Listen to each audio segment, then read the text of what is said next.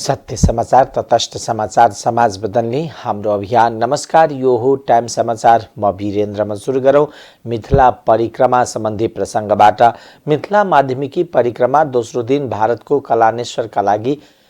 कलानेश्वर पुगेको छ। पहिलो दिन सोमबार राति जनकपुरको हनुमान नगरमा विश्राम गरेका परिक्रमा राति बिहानदेखि कलना पुगेको हो। साधु सन्त किशोरी तथा बिहारजीको डोलाका साथमा हजारौं श्रद्धालु तथा भक्तजनहरू कलानेश्वर पुगेका छन्। कलानेश्वर पुगेपछि पोखरीमा स्नान गरी कलानेश्वर भगवानलाई पूजा पाठ गर्नेछन् र रात्रिकालीन विश्राम पनि कलनामै गरेका छन्। त्यसपछि बिहानै परिक्रमा भारतको गिर्जास्थान फुलहर प्रस्थान गर्नेछन्। सोमबार धनुषाको कचुरीको मठबाट मिथिला बिहारीजीको डोला र जनकपुरको रत्नसागर स्थित मठबाट राम जानकीको डोलालाई विधिवत रूपमा निकाली 15 दिने मिथिला परिक्रमाको सोमबारबाट प्रारम्भ भएको हो। भोलि गिर्जास्थान फुलहर हुँदै मटिहानी, जलेश्वर, मरै, ध्रुवकुण्ड, कञ्चनवन, पर्वता, सतोखर, औरी, बिसौल हुँदै कलानेश्वर पुगी 15 दिनमा परिक्रमा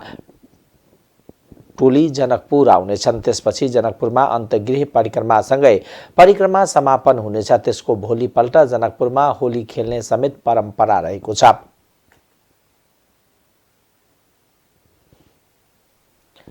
प्रत्येक वर्ष फागुन शुक्ल प्रतिपदाका दिन शेर्पा समुदायले मनाउने सांस्कृतिक पर्व ग्यालोपो लोसार विविध कार्यक्रमको आयोजना गरी मनाइएको छ। नयाँ वर्षको रूपमा शेर्पा समुदायले 2150औं ग्यालोपो लोसार मनाउन लागेका हुन्। मुसा, गाई, बाघ, खरायो, ड्रागन, सर्प, घोडा, भेडा, बाँदर, चरा, कुकुर र बराह गरी 12 वर्गमा ग्यालोपो लोसारलाई विभाजन गरिएको छ। ग्यालोपो लोसार फागुन शुक्ल प्रतिपदादेखि पूर्णिमासम्म विविध कार्यक्रमको आयोजना गरी भव्य रूपमा मनाइन्छन्। ग्यालोपो लोसार भोटका नवौं राजा उदय ग्याङल्यागको पालादेखि वसन्त पर्वका नामले मनाउन सुरु गरिएको हो। यस समयक्रममा ग्यालोपो लोसार नामाकरण भएको अनुसन्धानदाता टीका शेर्पाले बताउनुभयो। यो लोसारलाई कसैले गिलपो र कसैले ग्यालोपो उच्चारण गर्ने गरेको जानकारी पनि उहाँले दिनुभयो। विगतमा हिमाली क्षेत्रका 12 जिल्लामा मनाइने ग्यालोपो लोसार हाल 22 जिल्लामा मनाइन्छ। शेर्पा जातिको बसाइसराईसँगै यो पर्व मनाउने जिल्ला बढेको हो। पुस 15 मा गुरुङ समुदायले तमु र माघ शुक्ल प्रतिपदाका दिन तामाङ समुदायले पनि सोनाम लोसारका नाममा यो पर्व मनाइसकेका छन्।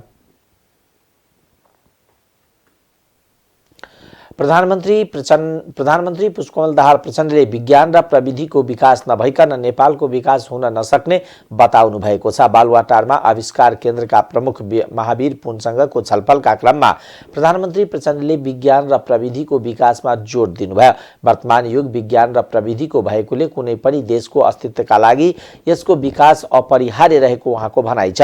विज्ञान र प्रविधिको क्षेत्रमा राज्यका यथेष्ट लगानी गर्नुपर्ने विषयमा ध्यानकर्षण भएको बताउँदै प्रधानमन्त्रीले अहिले विद्यमान ऐन कानून तथा कार्यान्वयनमा देखिएका समस्या हल गर्दै अघि बढ्नुपर्ने बताउनुभयो। आविष्कार केन्द्रका प्रमुख महावीर पुन नेतृत्वको टोलीले नेपालको विकासका लागि विज्ञान र प्रविधिको क्षेत्रमा संस्थाले खेल्दै आएको भूमिकाबारे प्रधानमन्त्रीलाई जानकारी गराएको थियो। कृषि क्षेत्र, ऊर्जा, पर्यटन, स्वास्थ्य लगायतका क्षेत्रमा नवीनतम आविष्कारका माध्यमबाट आत्मनिर्भर नेपालको निर्माण गर्न सकिने अनुभव राख्दै पुनले राज्यका तर्फबाट यो क्षेत्रलाई विशेष प्राथमिकतामा राख्नुपर्ने बताउनु भएको थियो। नेपाली कांग्रेसका नेता डाक्टर शेखर कोइराला कांग्रेसले दलभन्दा बाहिर रहेका राष्ट्रिय व्यक्तित्वलाई राष्ट्रपतिको उम्मेदवार बनाउनु पर्ने बताउनु भएको छ। सिन्धुली सदरमुकाम सिन्धुलीमारीमा मंगलबार बिहान नेपाल प्रेस युनियनले आयोजना गरेको पत्रकार भेटघाटमा कोइरालाले सो धारणा सार्वजनिक गर्नुभएको हो। सम्भावित राष्ट्रपतिको रूपमा कांग्रेस सभापति शेरबहादुर देउवा, वरिष्ठ नेता रामचन्द्र पौडेल, पूर्व महामन्त्री कृष्णप्रसाद सिटौलाको नाम चर्चामा आइरहेको बेला कोइरालाले राष्ट्रपतिको उम्मेदवार गैर दलीय व्यक्ति हुनुपर्ने बताउनु भएको। राष्ट्रपतिको उम्मेदवारमा राष्ट्रिय सहमति कायम गर्नुपर्ने बताउँदै उहाँले यस्तो सम्भावना कांग्रेसको उम्मेदवारमा मात्रै सम्भव हुने समेत बताउनुभयो। यही फागुन 25 गते हुने राष्ट्रपति निर्वाचनका लागि फागुन 13 गते उम्मेदवारी दर्ताको कार्यक्रम छ। उम्मेदवारी दर्ताका दिन नजिकी रहेको बेला दलहरू उम्मेदवार चयनको रस्साकसीमा लागेका छन्। सोमबार निधन भएका सामुदायिक चिकित्साका अगुवा एवं पूर्व स्वास्थ्य मन्त्री प्राध्यापक डाक्टर माथुरा प्रसाद श्रेष्ठप्रति श्रद्धाञ्जली अर्पण गरिएको छ। मंगलबार काठमाडौँको शिक्षण अस्पतालमा एमाले अध्यक्ष केपी शर्मा ओली लगायत नेताहरू पुगेर श्रेष्ठप्रति श्रद्धाञ्जली अर्पण गर्नुभएको हो। दम लगायत रोगबाट पीडित 88 वर्षीय उनको उपचारको क्रममा सोमबार अन्नपूर्ण न्यारो अस्पतालमा निधन भएको हो। श्रेष्ठ 2046 सालपछि बनेको सरकारमा नागरिक समाजका तर्फबाट स्वास्थ्य मन्त्री समेत बनेका थिए। उहाँको पशुपति आर्यघाटमा अन्त्येष्टि गरिएको छ।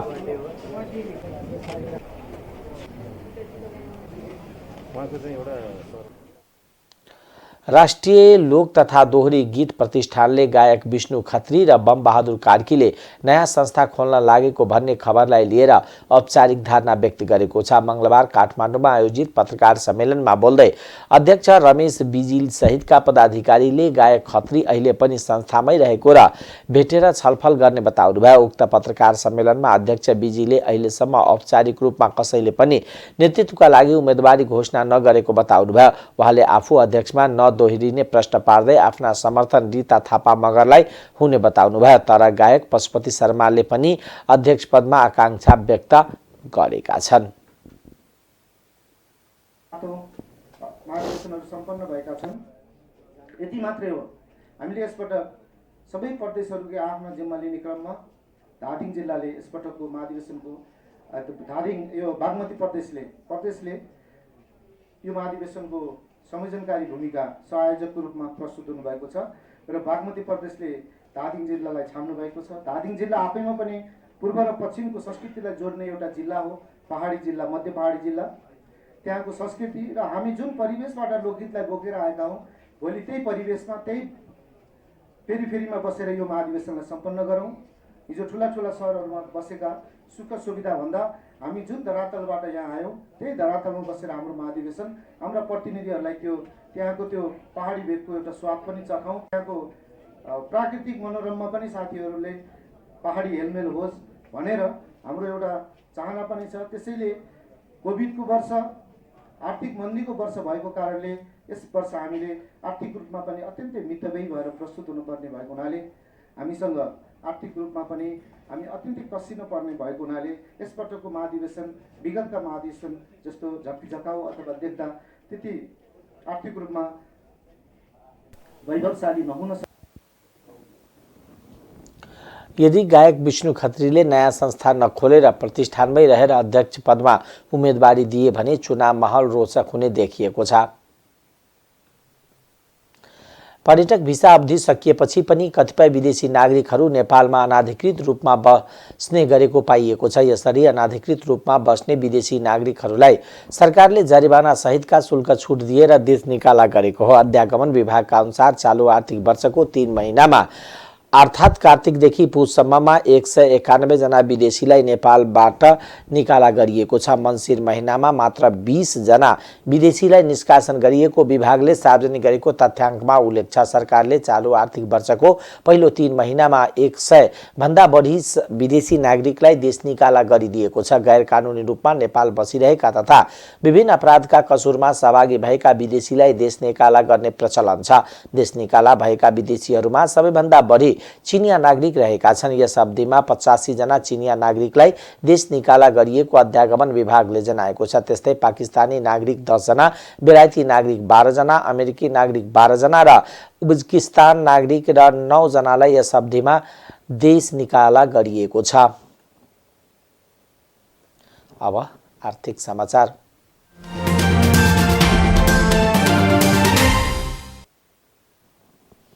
भन्सार र कर राजस्वमा मात्र निर्भर हुने अर्थतन्त्रलाई सुदखोर अर्थतन्त्र, अङ्ग्रेजीमा रिटेन्टर वा रेन्ट सिकिङ इकोनोमिक भन्ने गरिन्छ। यस्तो अर्थतन्त्र भएको मुलुकमा सरकारले आफ्नो अधिकांश खर्च भन्सार राजस्व र प्राकृतिक स्रोतबाट हुने आर्थिक लाभबाट जुटाउने गर्छन्।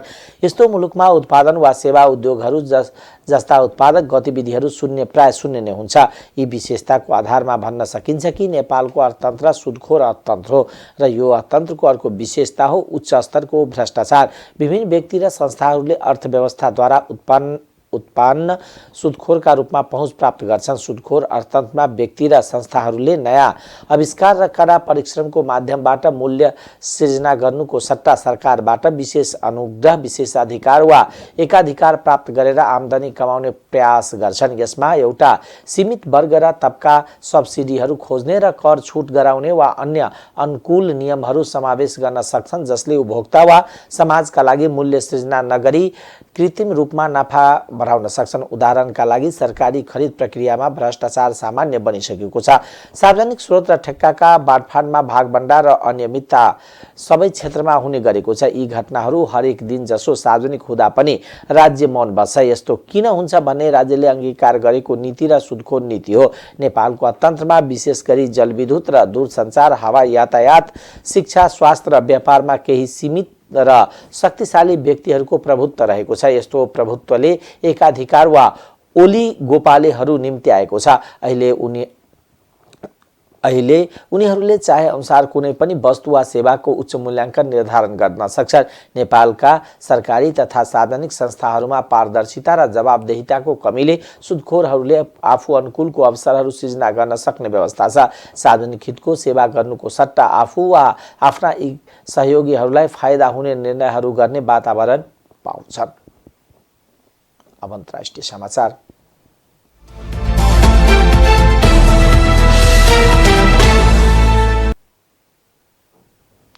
टर्कीमा 6.4 रेक्टर स्केलको अर्को भूकम्प गएको छ। टर्कीको प्रकोप तथा आपतकालीन एजेन्सी आफादका अनुसार स्थानीय समयअनुसार गैराती 8:04 भूकम्प गएको हो। नयाँ भूकम्पमा परि 3 जनाको ज्यान गएको छ। यो भूकम्पको एन्टाक्यामा क्षति पुर्याएको छ। टर्की र सिरियामा गरी 680 जना भन्दा धेरै घाइते भएका छन्। केही मानिसहरू भग्नावशेषमा फँसेका छन्। उनीहरूको खोजी तथा उद्धारको काम भइरहेको छ। नयाँ भूकम्पपछि पनि केही पराकम्प गएको बीबीसीले जनाएको छ।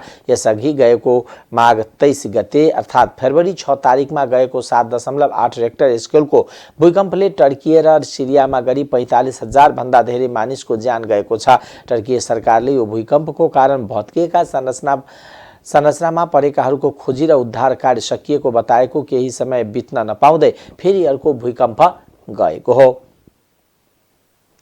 अमेरिकी धातु उत्पादन कारखानामा विस्फोट हुँदा 1 जनाको मृत्यु भएको छ भने 13 जना घाइते भएका छन्। संयुक्त राज्य अमेरिकाको ओहायो राज्यको बेडफोर्ड सोमबार भएको विस्फोटमा 1 जनाको मृत्यु भएको तथा 13 जना घाइते भएको सरकारी अधिकारीले पुष्टि गरेका छन्। तामा मिश्रित धातु उत्पादन गर्ने सुम्यान एन्ड कम्पनीमा उक्त विस्फोट भएको हो। विस्फोटमा घाइते भएका सबैलाई अस्पताल लगिएको अग्नि अधिकारीहरूले बताएका छन्। विस्फोटको कारण पत्ता लगाउन अनुसन्धान भइरहेको उनीहरूले जनाएका छन्। सुम्यानको भौतिक संरचनामा व्यापक क्षति भएको छ।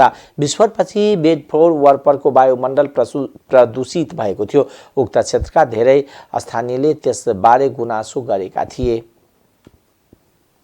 अब खेलकुद समाचार।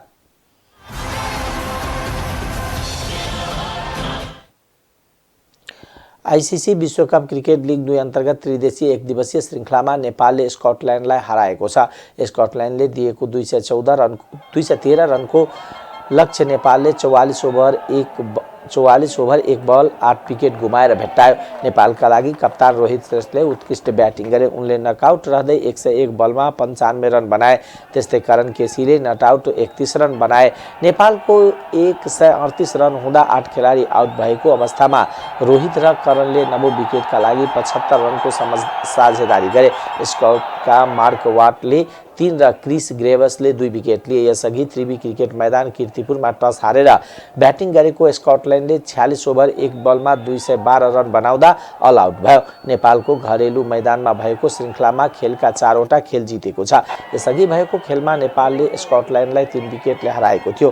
त्यस्तै पछिल्ला खेलमा नेपालले नाम्बियालाई 3 विकेटले र पहिलो खेलमा 2 विकेटले हराएको थियो। नेकपा एमाले निकट राष्ट्रिय युवा संघको आयोजनामा केपी ओली कप 2023 राष्ट्रिय फुटबल प्रतियोगिताको ट्रफी अनावरण र अफिसियल गीत साधन गरिएको छ। केपी ओली कप 2023 राष्ट्रिय फुटबल प्रतियोगिताको उद्घाटन फागुन 11 गते एन्फा कम्प्लेक्स साद्धो बाटोमा हुने भएको हो। फुटबल प्रतियोगिता 17 गतेसम्म चल्ने र फाइनल प्रतियोगिता सोही दिन हुने राष्ट्रिय युवा संघका अध्यक्ष किरण पौडेलले जानकारी दिनुभयो। प्रतियोगितामा 8वटा ए डिभिजन समूहका सहभागी हुने उहाँले बताउनुभयो। प्रतियोगितामा प्रथम हुने समूहलाई 10 लाख रुपियाँ, रनअपलाई 5 लाख रुपियाँ र बेस्ट प्लेयरलाई 1 लाख रुपियाँ, बेस्ट गोलकिपरलाई 1 लाख रुपियाँ र प्रत्येक म्यान अफ द म्याचलाई 15,000 रुपियाँ र प्रत्येक म्याचको विजेता टिमलाई 25,000 रुपियाँको दरले पुरस्कार राशि राखिएको उहाँले बताउनुभयो। अध्यक्ष पौडेलले केपी ओली राष्ट्रिय युवा संघको संस्थापक अध्यक्ष भएकोले उहाँको सम्मान गर्न र समकालीन नेताहरूमध्ये ओलीले खेलकुद बुझेको र चासो राख्ने भएकोले उनको नाउँमा फुटबल प्रतियोगिता गरिएको बताउनुभयो। ओली समर्थकको ध्यानलाई खेलकुद क्षेत्रप्रति डाइभर्ट गर्न सकेमा खेलकुद क्षेत्रमा ठूलो लगानी र योगदान हुने सम्भावना बढ्ने भएकोले पनि यो प्रतियोगिता गरिएको उहाँले उल्लेख गर्नुभयो। यस प्रतियोगिताको अन्य राजनीतिक दलहरूका भ्रातृ संगठनलाई पनि प्रतियोगिता गर्न प्रेरित गर्ने र खेल क्षेत्रमा आर्थिक क्षेत्र चलायमान हुने ठाउँ उल्लेख गर्नुभयो। अध्यक्ष पौडेलले प्रतियोगिताको उद्घाटन खेल क्षेत्रका कुनै शिखर पुरुषले गर्ने बताउनुभयो। केपी ओलीको नाममा प्रतियोगिता आयोजना भएको भए पनि ओली भने दर्शक, फुटबल प्रेमी र शुभचिन्तकको रूपमा मात्र उपस्थित हुन सक्ने उहाँले बताउनुभयो। प्रतियोगिताका लागि 1 करोड 50 लाख रुपियाँ बराबरको एस्टिमेट रहेको उहाँले बताउनुभयो। टाइम्स समाचार अहिलेको लागि यति नै। हेर्दै गर्नुहोला टाइम्स टेलिभिजन। नमस्कार।